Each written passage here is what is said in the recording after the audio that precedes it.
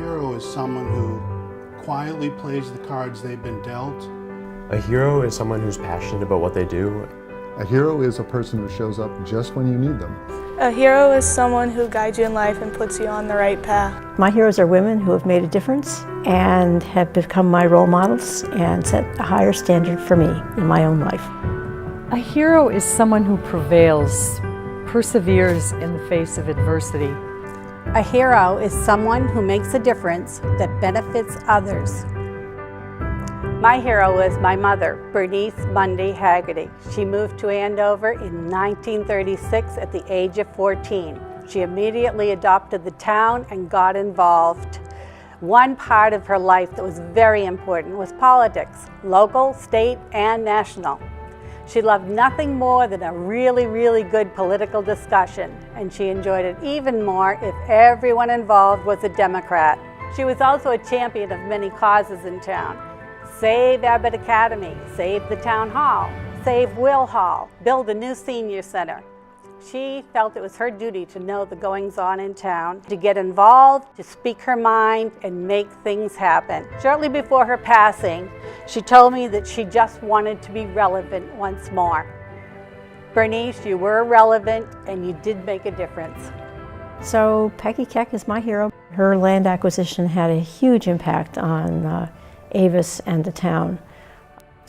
Peggy was the land acquisition for Avis for probably 20 years following Harold Rafton, and she protected enormous amounts of open space in Andover through her land acquisition efforts. But under her leadership, Avis was able to protect the West Parish Meadow and establish the Burns, Collins, Gardner, Sherman, Stanley, and Sunset Rock reservations, as well as add to Deer Jump, Hammond, Purdon, Smith, and the Taft reservations. A huge legacy for all of us who love walking around town. My hero is Allen Hinton, a slave born in North Carolina in 1834, finally freed by his second owner, and arrived in Andover in 1864, seeking opportunity. Once in Andover, he met his wife-to-be, Mary Jane Johnson. The couple rented a farm on Hidden Road where Mary developed a delicious ice cream recipe using the milk from their Jersey cows. Eventually, he branched out into Lawrence and North Reading. In 1901, the farm went up for auction, and Allen and Mary had saved enough money and spent $525 and purchased their farm that they had been living on and renting.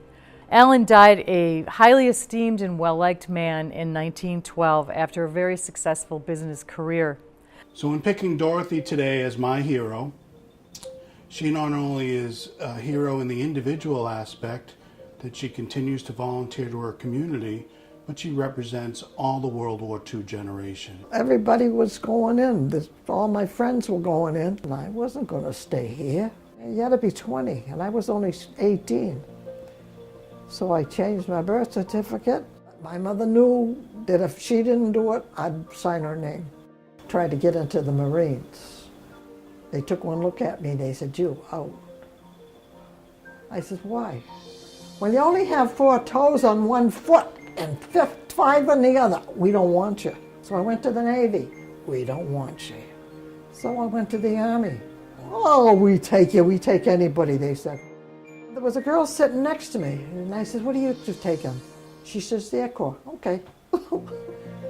That's why I took the Air Corps. That was the best thing I ever did. When I got out of basic training, I was sent to Washington, D.C. to be with this show.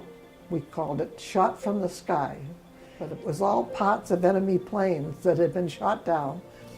Oh, there was one good place we stayed at, and they call it Texarkana, and nobody knew what they were doing. It was fenced in. You had to have a pass to get in and out. And when we left there, they dropped the bomb. And the war got over. I still wasn't old enough. We had been together for so long, and I was sent to Washington, D.C. Like a family, and I was heartbroken. She is an example of a hero. She answered a call, she did whatever she could do humbly with her means and talents, and she contributed to our nation, just like the rest of our World War II veterans. So Dorothy, today you're my hero, and you're in our thoughts and prayers. Thank you. My hero is my school resource officer, Officer Milligan. He keeps me safe, puts me on the right path in life, and guides everybody.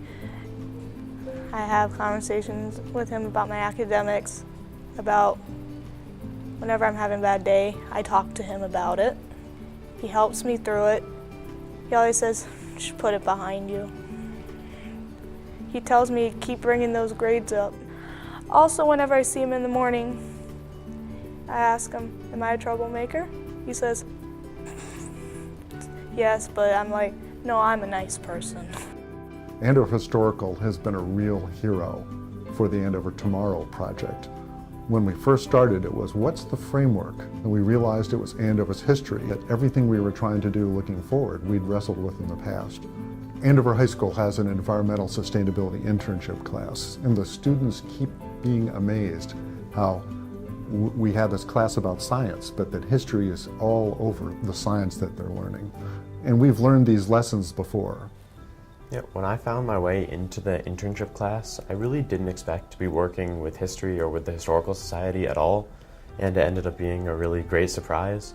I expected to just be working on environmental issues. The history permeates into everything we work on, whether I'm working with public art or with the Shawsheen River or pocket parks or more environmental issues. The history is there in everything. All my work with the Historical Society has really changed what I want to go into and I think who I am as a person. But how being involved with Andover Historical has changed him as a student and as a future leader. My heroes are My hero is My hero is A hero is My hero is My hero. My hero is a part of my story.